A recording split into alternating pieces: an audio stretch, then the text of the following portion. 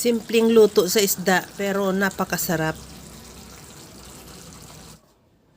Mayroon ako ditong 2 pirasong pumpano. Asinan ko lang at lagyan ko na rin ng paminta at maglagay din ako ng garlic powder. At irarab lang natin yan both sides, pati yung kabilang sides, at saka natin yan iprito. Nagpainit na rin ako ng mantika sa kawali, iprito ko na yung 2 pumpano. Antayin na lang na maluto yung kabilang side o mag-brown, saka natin baliktarin. Ganon din yung kabilang side, antayin na rin maluto at tanggalin muna yan sa kawali at ilagay sa bowl o sa plato at i-set aside.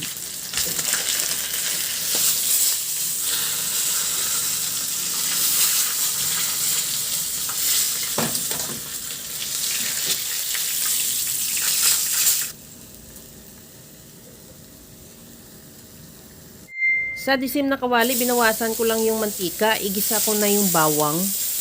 Antayin na lang na maglabas ng aroma at ilagay ko na rin yung luya.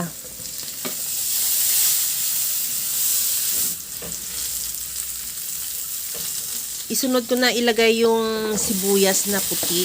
Bali, kagaya lang yan ang paghiwa ko. Medyo pinasquare ko lang na maliliit. At ilagay ko na rin yung bell pepper. Ganong size din yung bell pepper. At pagkatapos yan, isunod ko ilagay yung pinaka-dry ng ating pineapple chunk. Juice muna ang ilagay natin para matimpla natin yung sauce.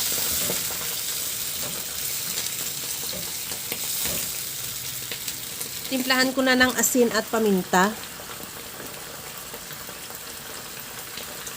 Lagyan ko na rin ng suka. At maglagay na rin ako ng liquid seasoning, kahit anong seasoning, granules pwede. At isunod ko na ilagay yung ketchup.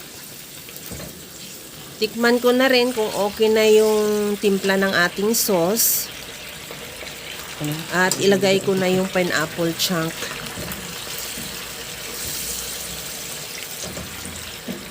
Okay na tong ating sweet and sour sauce. Ilagay ko na yung piniritong pompano.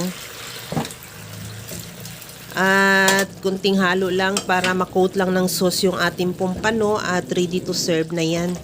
Kaya mga kalasa, kung nagustuhan mo yung ating video, please like na lang at pakishare na rin sa inyong mga friends. At kung bago ka pa lang sa aking channel, subscribe na at i-click mo na rin ang bell button para sa mga notification. Okay na tong ating napakasarap na sweet and sour pompano. Ready to serve na yan. Hanggang sa muli mga kalasa. Thank you for watching. Bye-bye!